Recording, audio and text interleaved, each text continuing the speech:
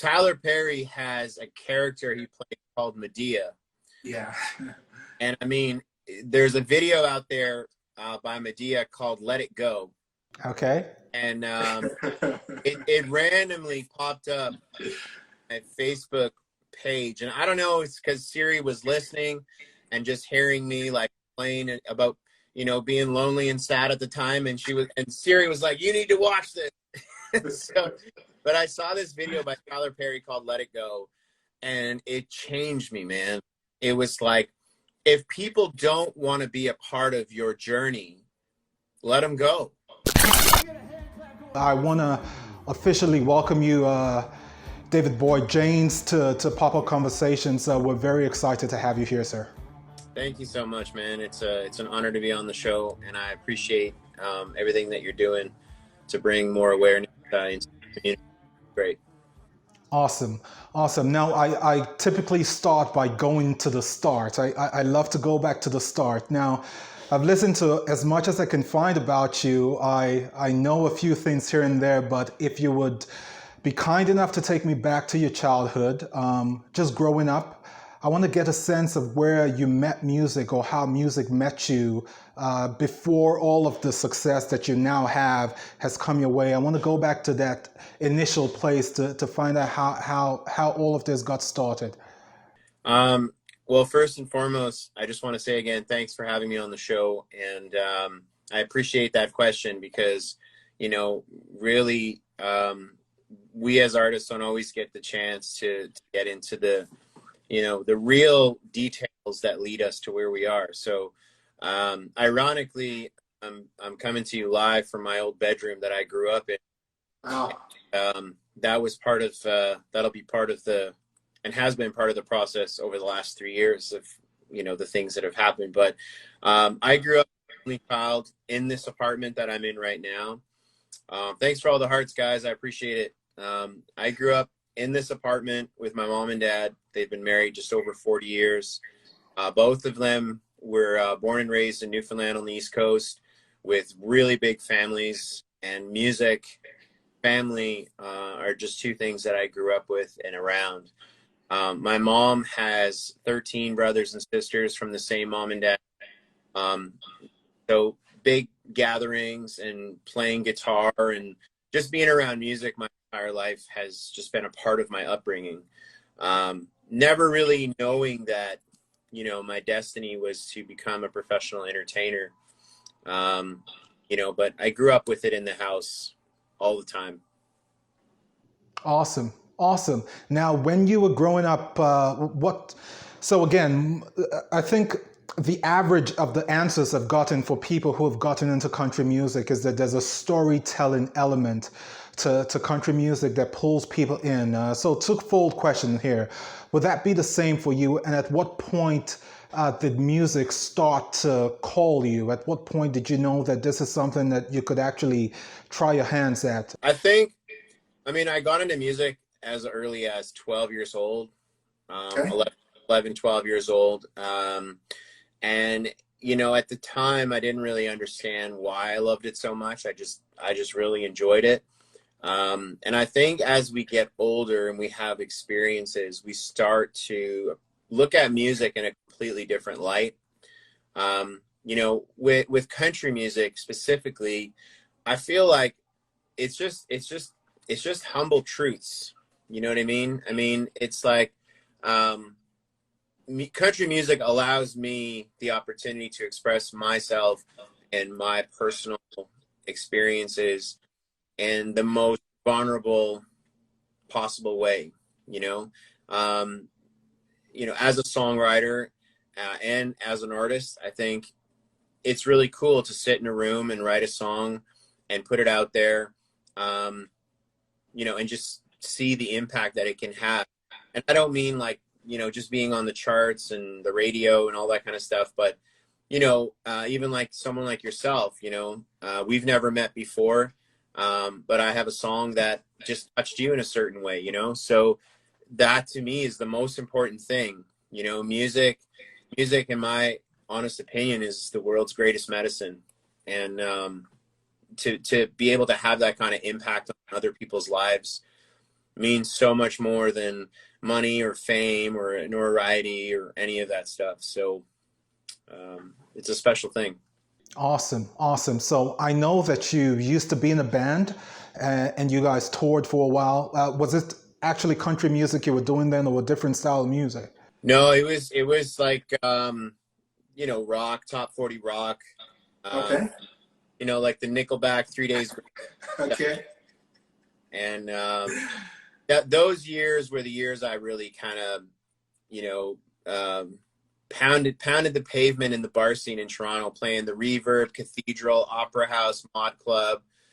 Saying the Reverb and Cathedral, I'm kind of dating myself a little bit, but it's that was the thing, right? We literally practiced in the garage, of my buddy's place, and we did that whole thing. So it's just been it's been a wild, long, crazy ride, dude. Awesome, bro. Awesome.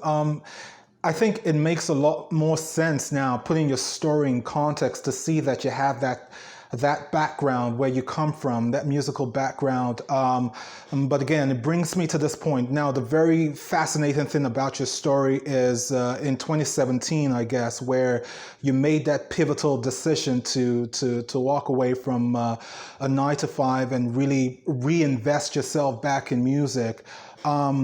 I know a bunch of things got you to that point where that decision was made. If you just want to give me a snapshot of what led you there, and I think most importantly, when you made that decision, how did you feel? Were you scared? Were you uncertain? Or it was like, okay, whatever happens, happens. I'm going to give this my all. Um, you know, um, it was a moment where I had been living with someone for 3 years. She was a great girl. We were just two different people, going in different directions under the same roof. And that's something that is a really, really challenging thing to live with. And when we split up, she literally was gone within like 12 or 13 hours after telling me that she was moving out. So, I mean, that in itself is traumatizing and just like a shock to the system. But I am a huge believer, in the laws of the attraction, the law of the universe, and thoughts become things. And that's my whole mantra, because in life sometimes, and I'm not trying to preach, but in life sometimes we get to these forks in the road, and we have two choices. We can do nothing, or we can do something. And I think the scariest moment in anyone's life, regardless of your age, is realizing that you're on the wrong track. That's a scary moment, because now you have to change, or you have to face change or diversity. And it doesn't matter if you're a country artist or a school teacher or, a bus driver. It doesn't matter. We know as people when we're on the wrong track. We're just afraid to step out and take a chance, and it was crazy, because in that moment when all these things were happening, and it was very scary, incredibly scary, because my whole life I was raised up on the idea of work hard, get a good job, get benefits, find yourself a partner, fall in love, have children, all of those beautiful things. But that was just not in the cards for me. What was in the cards for me was I'm a risk taker. I'm a gambling man. I like to take chances. And I found myself in a 9 to 5 job, just running the day-to-day A, B, C, D, E, F, G stuff. And that's not who I am, so I lost myself. And I'm not blaming the pretty girl, but sometimes pretty, pretty shiny things can distract us and take us off course. So I have no hard feelings towards her. And I'm at peace with that, because I came to realize it's not about her. It's not about me. It's about us as individuals staying on a track that we're supposed to be on, and chasing that dream. And I came to the realization that you can't fit a circle into a square. Hmm. And you got to stop trying to do that. If something doesn't want to fit, it doesn't want to fit, and you got to move on, you know? And after we split, I saw two videos that changed my life. One was called Jump by Steve Harvey. Okay. In the middle of a tour, filming his Family Feud show, he does this epic motivational speech about sometimes you just got to jump, you know, one time in your life, just jump. And I get goosebumps thinking about it, man, because I was sitting in the condo and I was like, it's my time to jump. I got to go. I got to jump, you know, like I literally am getting, I'm telling you that because I remember feeling the fear. I remember feeling that anxiety, that, you know, all those things that were coming over me because I had a good job and I had all the materialistic things that one would think makes you successful. But I wasn't happy. Hmm. You know, what makes me happy is, you know, being with my band and seeing the fans and singing songs and just being in my old bedroom, you know, like I had a beautiful place with a big bathtub that I could fit in and all those things. And now, you know, I'm a big boy, man. I can't fit in the bathtub I got here at my house now. So, you know, but it feels good to be doing what I love, you know? And I think, if you truly just trust in the journey and you truly believe in yourself, I mean, anything is possible, man. And, you know, yeah, I mean, it's wild. Like I tell you stories about things that have happened that just don't make any sense logically, other than, you know, I put my positivity out there and I worked my ass off and the universe made it happen, man. It's like, it's just crazy. Like, Okay. Just there's so much to pick up from what you've just said. I'm really, really excited. Like I said, I'm particularly excited to be talking to you because one, you just gave me a philosophy of life that you kind of live by, and I think that's also on your Instagram page, that thoughts become things. I think that pulled me to you to let me know that there was much more than your music to you, that you had a way of seeing life, which is very critical and important, even in this day and age where we're pulled by so many things, right? We need to find what we've been created for and the purpose and all of that stuff. So that has pulled me to you.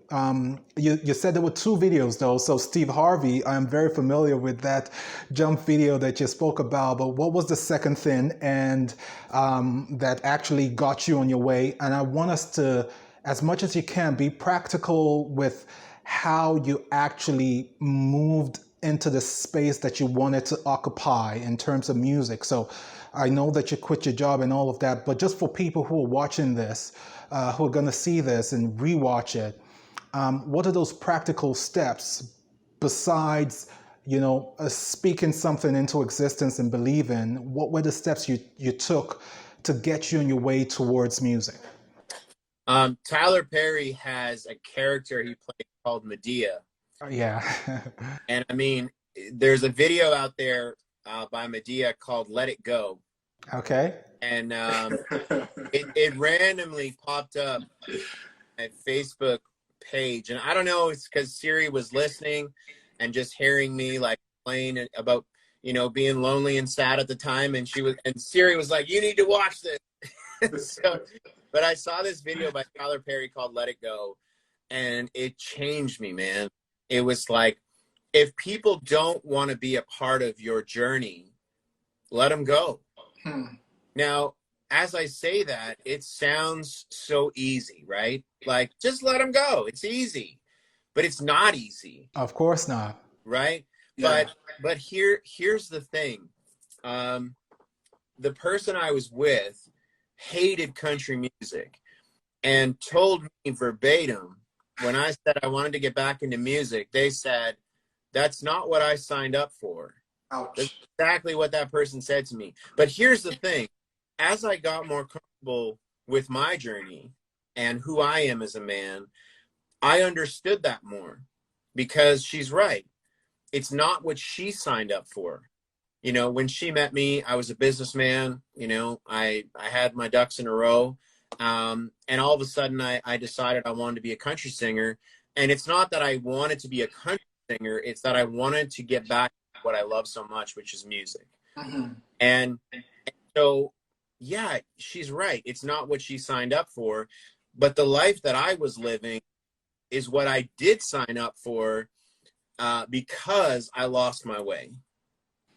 Do you know what I mean? Yeah. So when the hardest part is, you know, as we get older, we meet people and people grow apart, people change, people evolve, some people don't evolve, you know, and it is what it is. But as we grow as people, it becomes harder and harder to take ourselves out of things that we're used to, or things that have been in our lives for so long, you know?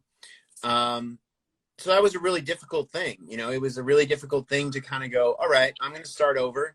And, you know, that's scary, but I believe in myself and I believe in what I'm doing. And I'm just going to trust the process. So that Tyler Perry video just really helped me rewire my paradigm and rewire the way I see things, and stop blaming people for me not achieving what I really want to achieve, and just focus on what am I doing right now to attract those things into my life. We can all sit here and be like, oh, it's that fault or this fault, or, you know, but one of the exercises I thought of is get a piece of paper, and on the left side of the piece of paper, write all the things that you want to do, or want to have in your life. And then on the right side of the piece of paper, write down all the things that you're currently doing to achieve those things. And the irony of that is the left side of the paper, of all the things you want, is like, you know, 20, 30 things deep, right? Yeah, but for sure.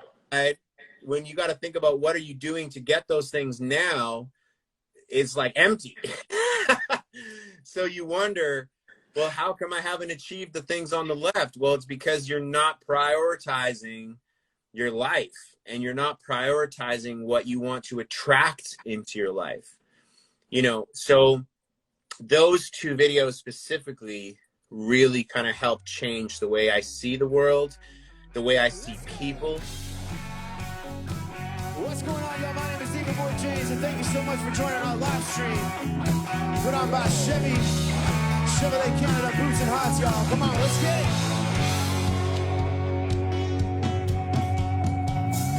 Guess this chick went got off of work.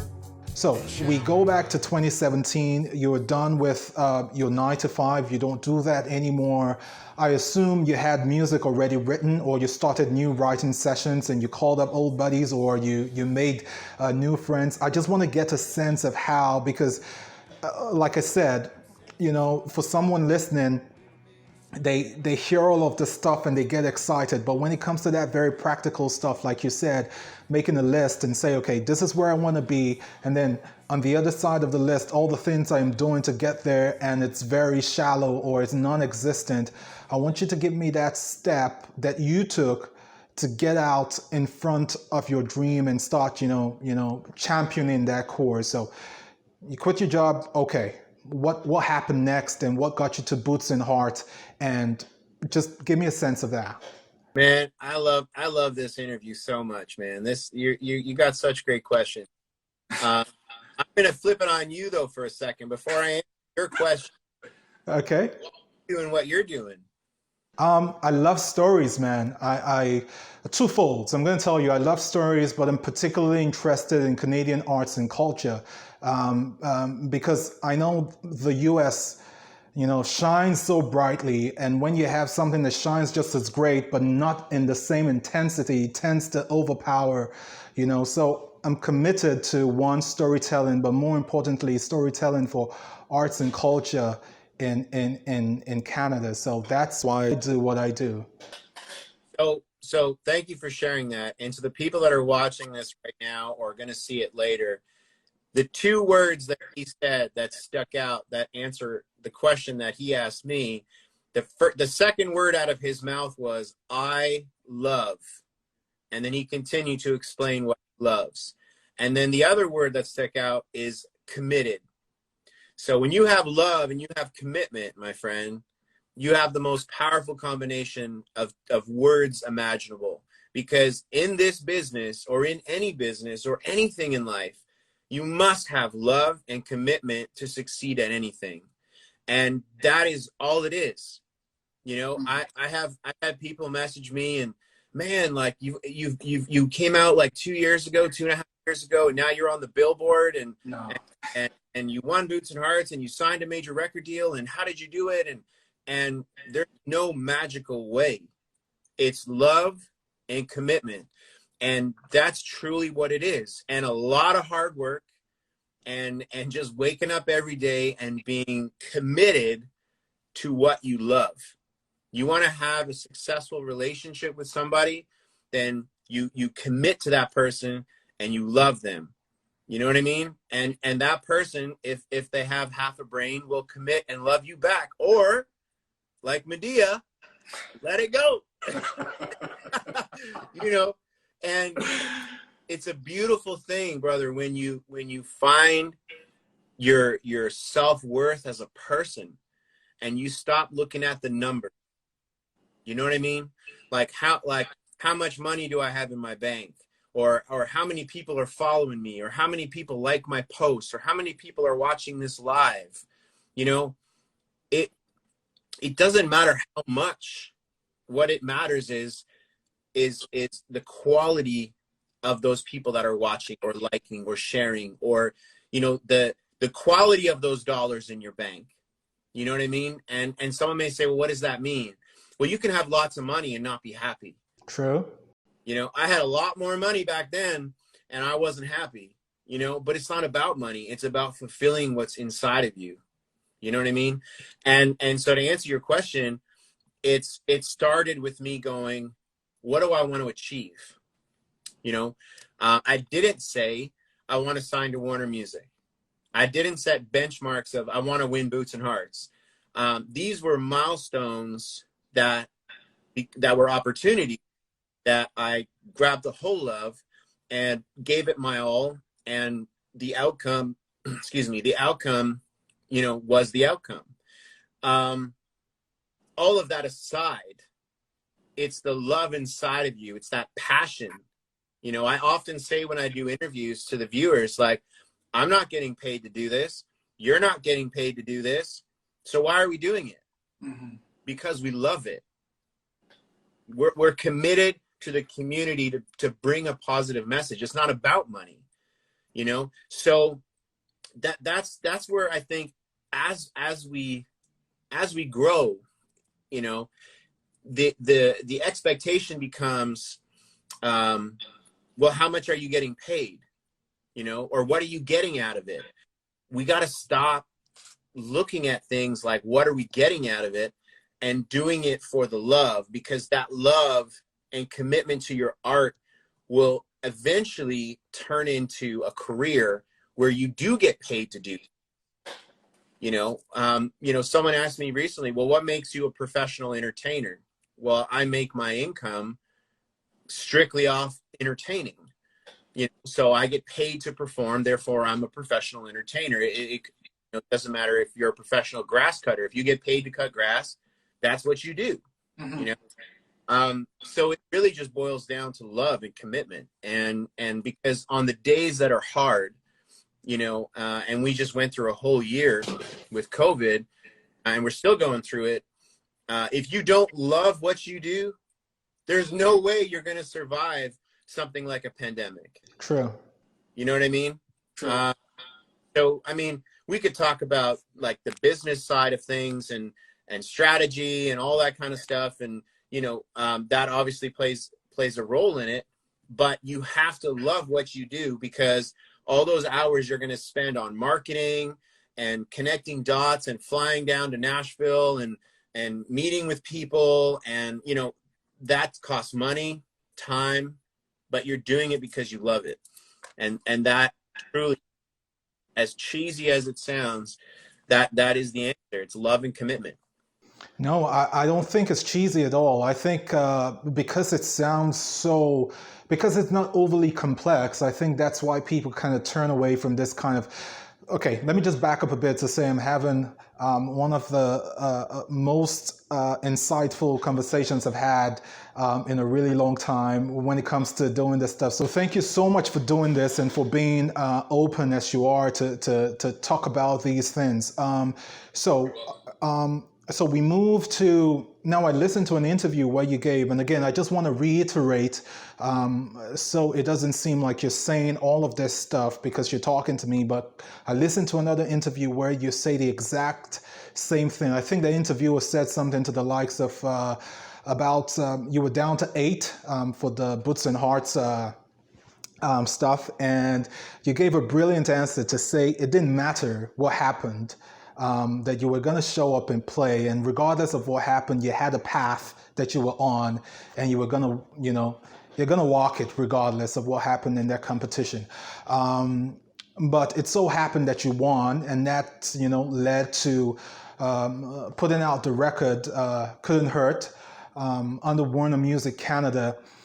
What did that moment mean for you, considering all that had happened before then, your first brush with music and time away from music and coming back, and all of that happening in that space of time? What did that moment mean for you that your artistic endeavor had been crowned with such an honor? I mean, I remember being on set at ET Canada, and when the cameras weren't rolling, the director said to me, he goes, you don't seem really excited about this opportunity. and I said, no, man. I said, I'm so excited. But to me, it's like, I'm just so grateful to be back in music, like win or lose. I work for the people. I work for the fans. When I go out on that stage, it's not about me. It's about the fans. It's about entertaining them and giving them that 20, 30-minute, 60-minute escape to just have fun and just have a good time. And so I think because I was just so happy to be back into music, when I went out on that stage and I was in, the craziest competition of my life, I didn't think about it like a competition. I just thought of it like, I'm going to go and play. And as a matter of fact, and I've been saying this ever since the beginning, because it's the truth, I didn't think I was going to win Boots and Hearts. Justin Tyler was the guy who was in it with me for the top 2. And there were so many other incredibly talented artists that were part of the top 8. I didn't think I was going to win. I didn't, but I was just happy to be there. And I'm not just saying that because that's what I'm supposed to say. It's the truth. I was just happy to be back on a big ass stage with a lot of people and have fun, because win or lose, it didn't matter to me because that wasn't the eternal flame. The eternal flame was me packing up my stuff out of my old condo and moving back into this tiny bedroom to chase a dream. That's the eternal flame. And so, I don't want to say that because I don't want it to come across the wrong way, but people put too much into these contests, like if I win this, it'll be my dream. And if I do this, it'll be that. And, there's so much work after winning Boots and Hearts. When I sat in the label, when I went to visit Steve Cody, Ron LaPata, Steve Kane at Warner Music, and we're sitting in the room, and I see all these gold records on the walls and everything, and I'm just like, oh my God, am I here? Is this real life? And we started talking about music, and I said to Steve Cody, I said, can I just say something? And he's like, sure, what's up? And I said, I know I'm here because I won a contest, but I don't want to be here because I won a contest. I want to be here because I deserve to be here, and I'm going to prove that to you and show you how hard I'm going to work as an artist with Warner Music Canada and earn my spot on the roster. And I think just being, not being afraid of humility and just being honest and open and not trying to pretend like you're something you're not. will really help take you a long way through those really stressful moments. You know, because for me, it truly is about the music. You know, it felt incredible. And the best short version of the answer I can give you is when they called my name. I don't know if you've seen the video or not. I was like 6 feet to the right of the stage because I had already accepted I was the runner up, you know, and I know that doesn't follow the trend of thoughts become things, but that's truly what I believed. And when they called my name, man, I was in shock because my whole life I've been the runner up. My whole life I've been second, third, fourth, and fifth. I mean, I made a joke when I did an Apple podcast, and I said, I got to hold the record for most second place finishes in Ontario for karaoke contests. I was in shock. And what made me so happy was I said to myself on that stage when it happened, and there's a picture of me holding my necklaces, and I was, you know, doing a little prayer before they announced the winner. And I said, if I get this opportunity, I won't waste it. You know what I mean? Because a lot of people get opportunity and they waste it. A lot of people get the chance to do something great and they start drinking their own Kool-Aid and they waste it. You know? So for me, when I knew I had won Boots and Hearts, it was really just the beginning of the next chapter. And to this day, I still haven't celebrated winning Boots and Hearts. To this day, I still haven't celebrated signing to Warner Music. Because, you know, I heard a really cool quote, so I won't take credit for it. But, you know, the quote is that a reporter asks a basketball player if he's going to celebrate his win from tonight. And the basketball player says, how can I celebrate my win tonight when I have a game to play tomorrow? You know, so the analogy is we always got a game to play tomorrow. You know, the work doesn't stop.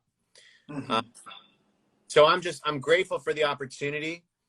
But I think the biggest thing for me and for us as people when we get opportunity, you know, is to not waste the opportunity, you know, to really grasp what we do have, be grateful for it, you know, and you know, because I truly think that, you know, having gratitude and being grateful for those opportunities will bring you an abundance of happiness, you know. But when you take things for granted, it can get pulled from you just as quick as it came to you.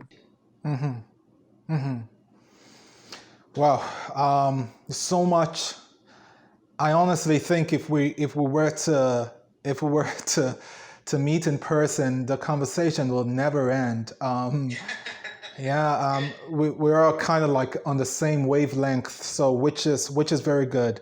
Moving past Boots and Hearts, I think the very next year you got nominated at the CMAOs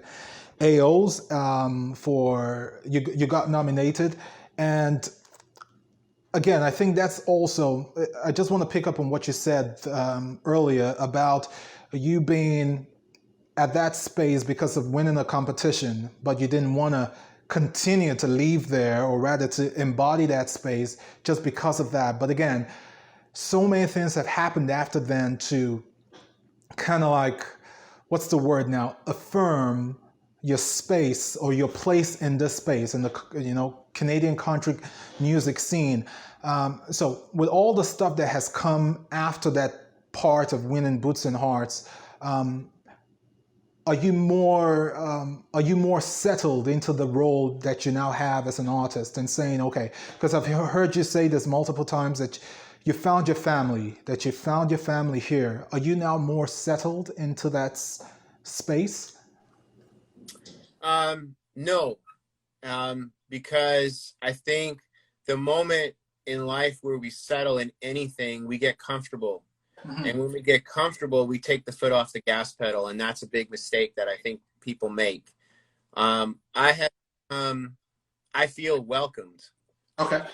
I feel like, I feel like we are always earning our spot, no matter where we are. Mm-hmm. And the moment where we feel like we have quote unquote made it, that's where we start to actually lose it. So, you know, for me, I think I recently said in an interview, and they laughed hard at it, but I said I feel like I'm stuck in the world's best meet and greet. You know, I find myself backstage at these festivals and shows, even if I'm headlining, I'm just like, I can't believe I'm back here. You know, and because it's true, you know, I think it's just the moment we feel like we've earned something. I think mentally we start changing the way we work and think. You know, in sales, they always said you're only as good as your last sale. Mm-hmm. You know, and in music, on the business side of it, you're only as good as your last hit.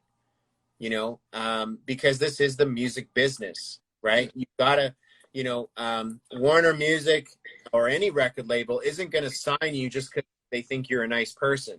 Mm-hmm. You know, they think that there is a possibility to make profit and to build a business with the artist, and that's why they sign you. I mean, that there's no secret to that. You know, I got a single deal with Warner to put out Couldn't Hurt, and if the song fell flat on its face, I wouldn't be with Warner anymore. You know, that's just the business side of any business.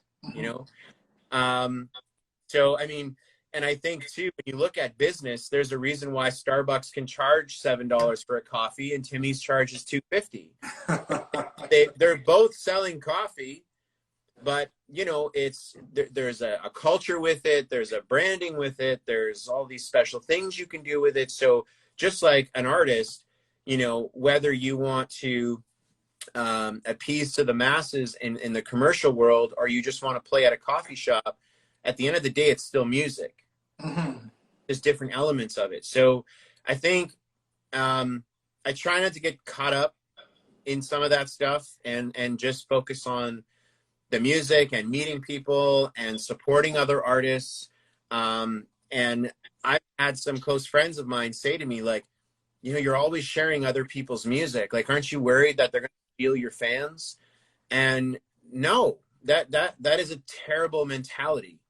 You know, it's not. Hey, if some of my fans get turned on to someone else's music that I've shared and end up streaming them more than me, I don't. Great. You know, it's not about me, and that's, I think, you know, what I've learned in especially with music is there are some artists that are very selfish with their thoughts and their plans, and there are some artists that just want to give it all away. Mm-hmm. You know, and it takes all kinds of people to make the world turn, you know, but my way is to not get comfortable, to not settle in, but to earn my spot. And every single day I'm doing that. Every single day I'm earning my spot, you know, because a radio promoter once told me, when you get a song on the charts, for you to climb up the chart, you have to take somebody else's position. You know, so there's got to be a number one, and then there's got to be all the way down to whatever. Yeah. So every time you climb that chart, you're taking that person's position. You know, so, you know, being introduced to major market radio, I'm now competing with, you know, Luke Combs, Luke Bryan, you know, Florida Georgia Line, Brett Kissel, you know, Megan Patrick, like all these huge stars. And now I'm competing against them on the business side of things. Yeah. But in my mind and in my heart, I'm not competing with anybody. I'm just happy to be there. And wherever I end up, you know, I'm grateful for it. But when you start looking at it like, well, you know, I won Boots and Hearts, and I did this, and I did that, and I deserve to this and that, it's like, you know, that's when it falls apart. So I feel like going back to being here in my old bedroom, you know, that really keeps me grounded and focused, because I really want to buy a place with a bathtub that I can fit in. You know, So that's a big motivator for me right now. You know, but I think going back to like the first question you asked me, it all comes down to the love and the commitment. When you truly love what you do, it doesn't feel like work, and it doesn't feel like you're winning or you're losing. You're just doing what you love.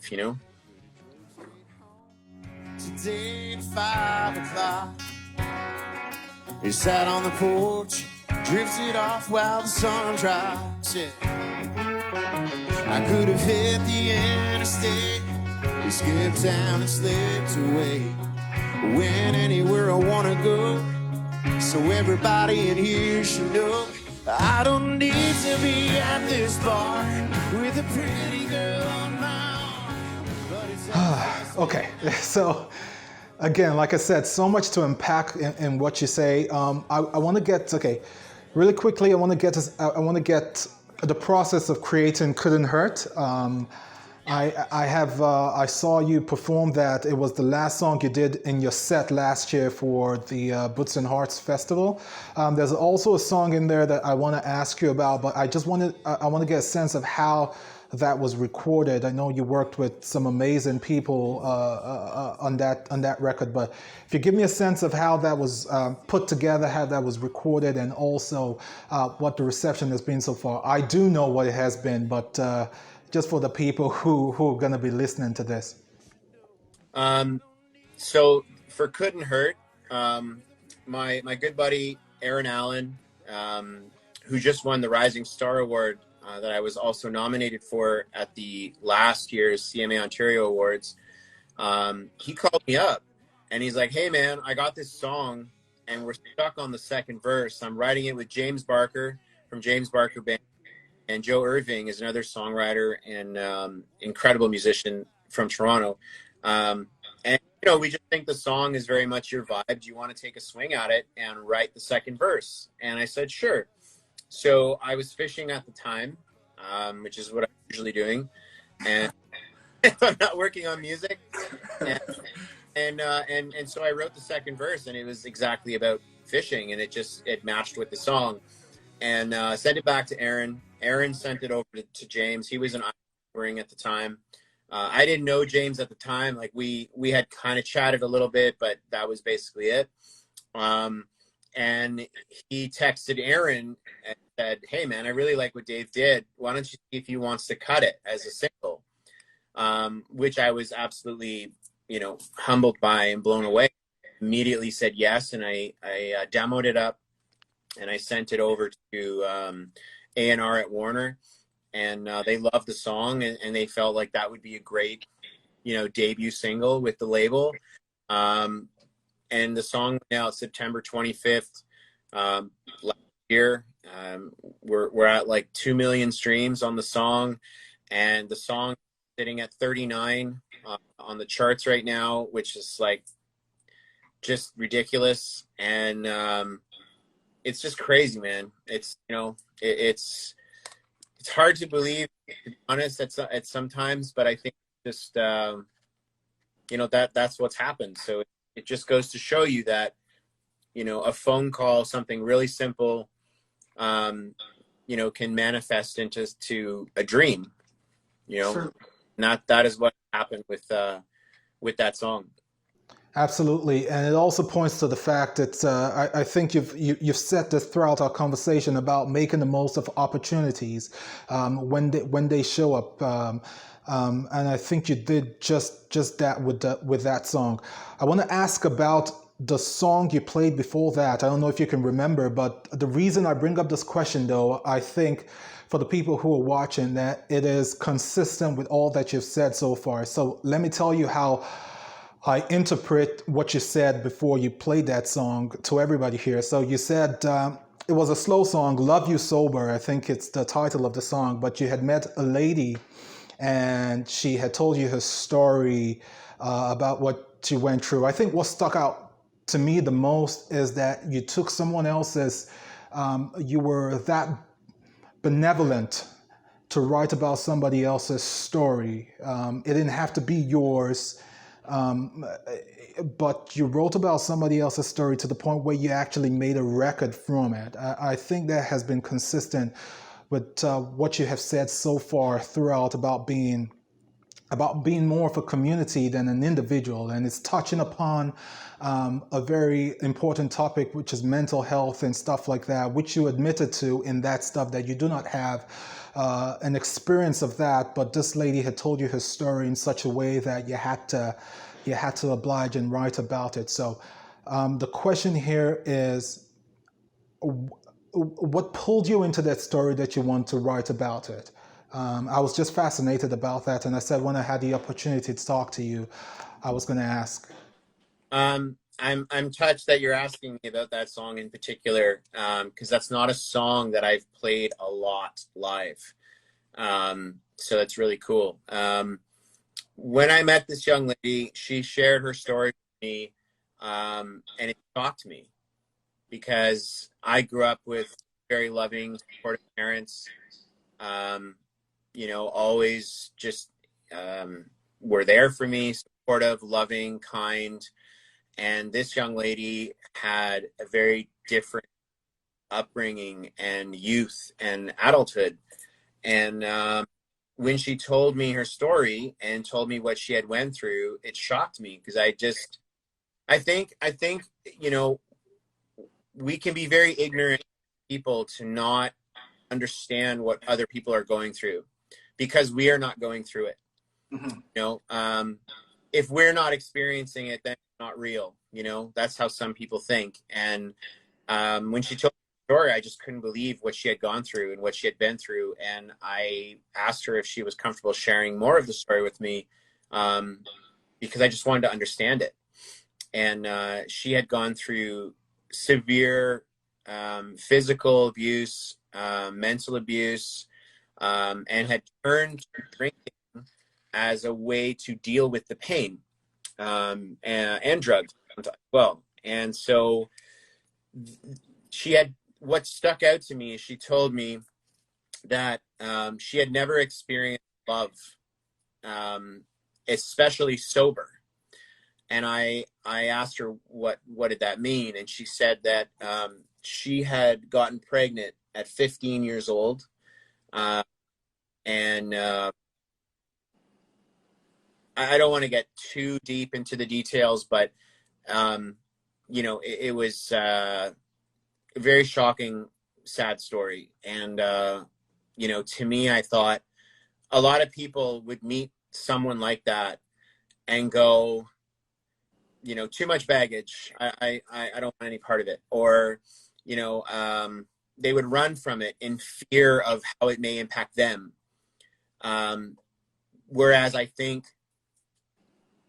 if you take an opportunity like that and see the true color of someone, and the true meaning of who that person is, despite their challenges, and help restore them, and in a way restore yourself,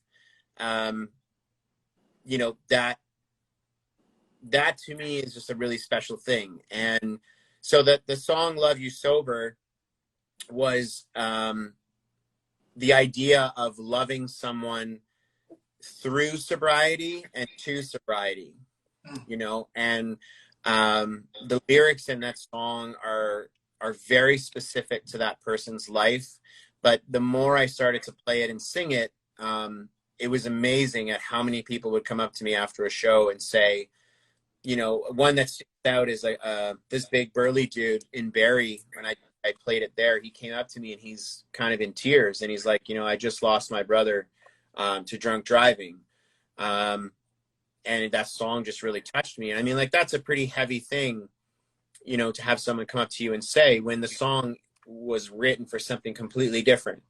But the point of, and the beautiful thing about music is that it affects everybody differently, and it means something completely different to everybody, So that girl that I wrote the song for, since meeting her, has, sincerely changed her life around, and is doing incredible. And I'm super proud of her, for her sticking to those plans and those things that she wanted to do in her life. And I'm just really happy that, you know, she's manifested better people into her life. She's manifested better habits to deal with her stress. You know, all her kids are all doing really well, and she's doing really well. And I think it's great. What I haven't really shared about that song is what really inspired the song is, on her 1 year anniversary of being sober, she decided to go out and drink, and got, you know, pretty intoxicated, and went on Facebook and made a post about it, almost boasting that she was drunk on her 1 year anniversary. And I was down in Nashville at the time, right? And I called her from Nashville, and I said, "What the hell are you doing?"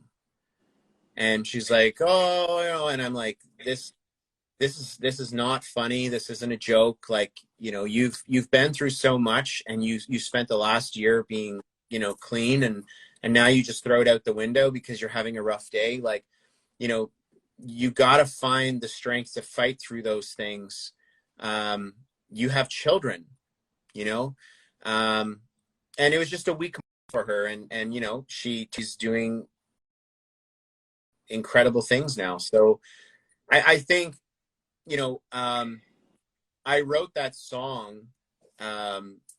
This is another part that I don't really discuss, but I wrote that song almost as like, I wanted her to have something that if I wasn't around, or if I wasn't there to be someone she could talk to, I wanted to write a song that she could listen to and would help her make better choices.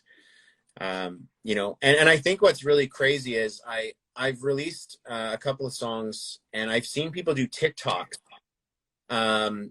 Do a cover I did of an Old Dominion song called "Some People Do." There was like people doing TikTok videos to quitting drinking, and I had no idea because I don't use TikTok. But someone told me, like, did you know that people have made like videos like pouring alcohol down the drain to some of your songs? And I was like, what?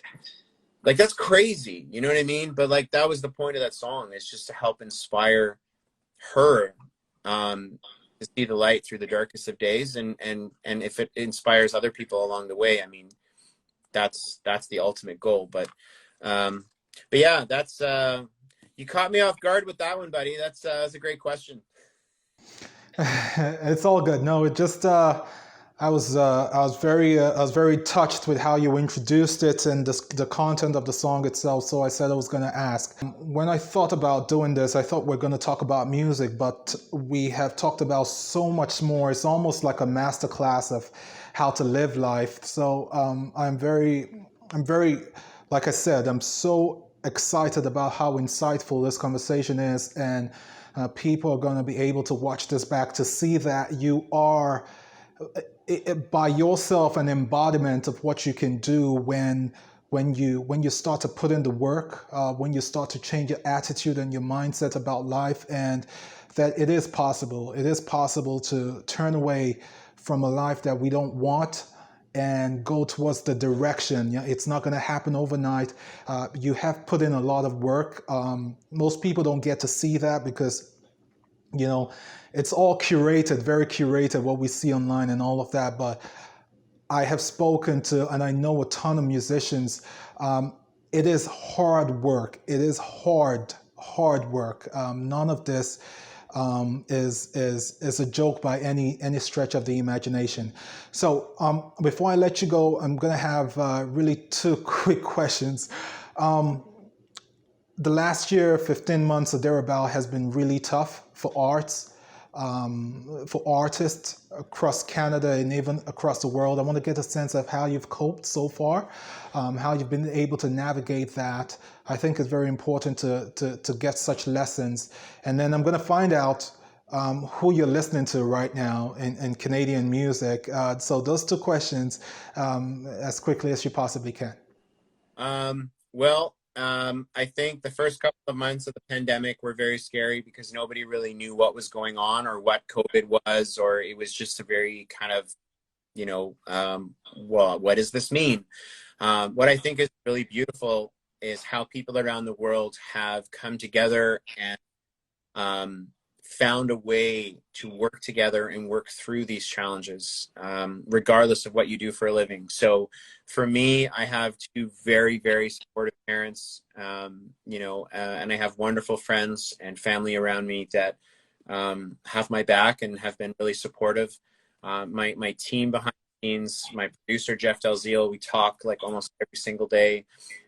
People at Warner have been super supportive. So I'm very fortunate to have a very strong support system that helps get me through those challenges. But I also think, regardless of what's going on, you need to stay focused, and you need to make sure that the left side is matching the right side of the page. Otherwise, whether it's a pandemic or it's not a pandemic, you will lose sight of your goals and you will fall off course. So it really comes back down to the love and the commitment, through thick and thin. It doesn't matter what's going on. In terms of who I'm listening to, I mean, that's a really tough one to answer. Everybody. My buddy Jason Benoit has got a brand new song out. It's just so good. And Robin Ottini is another incredibly talented female singer from Ontario. Her song at 50, went viral and exploded, and through TikTok, and so it's really cool to see those people just excelling. Tyler Joe Miller is just such a talented guy. He's got great songs. Big Megan Patrick fan, of course. Aaron Goodvin, Brett Kissel, James Barker Band. I mean, the list is forever long. Lisa Pierce is another good friend of mine who's got some amazing things on the way and some great songs out there right now. Justin Fancy from Newfoundland just released a brand new song today. I mean, Canadian country music, man, is just hauling ass. It's amazing. It's so cool to see, how well it's doing. And it's funny because if you go and look at the Billboard Top 50 right now, it has so many Canadian flags or Canadian leaves beside the names, and that just feels awesome. We're slowly taking over. We're slowly letting the Americans know that we're coming. But no. I have a lot of friends in the States, especially in Nashville, and they tell me all the time that Canadians are taking over Nashville. So it's just really great to be a really small sliver of it. Jade Eagleson is another one. I have all these names going through my mind now, and I'm not going to get to all Tim Hicks, there's so many. Tennille Towns, Lisa L. I mean, great.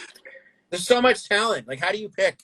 Yeah, you're right. And that's part of my joy for doing this. I get to meet so many incredible people, which affirms the fact that there's so much talent in Canada, which we should be rooting for, and that's what we do here at Make Canada, and that's what I try to do through this show.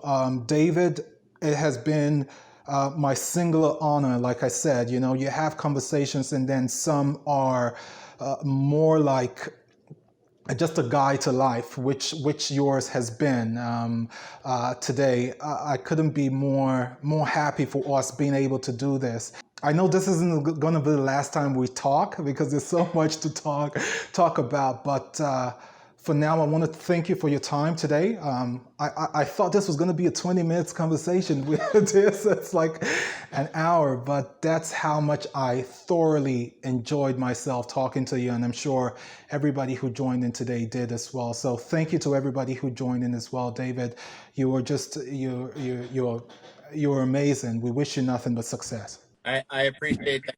And thank you again so much for the opportunity, and shout out to Make Canada for doing what you guys are doing.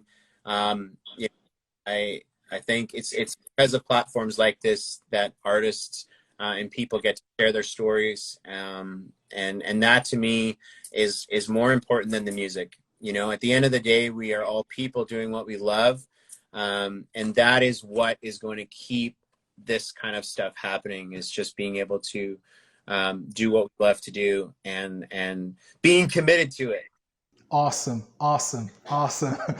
All right, sir. Have a great rest of your day. We'll keep talking, okay? Take care now. Bye-bye. Great day. Yeah, you too.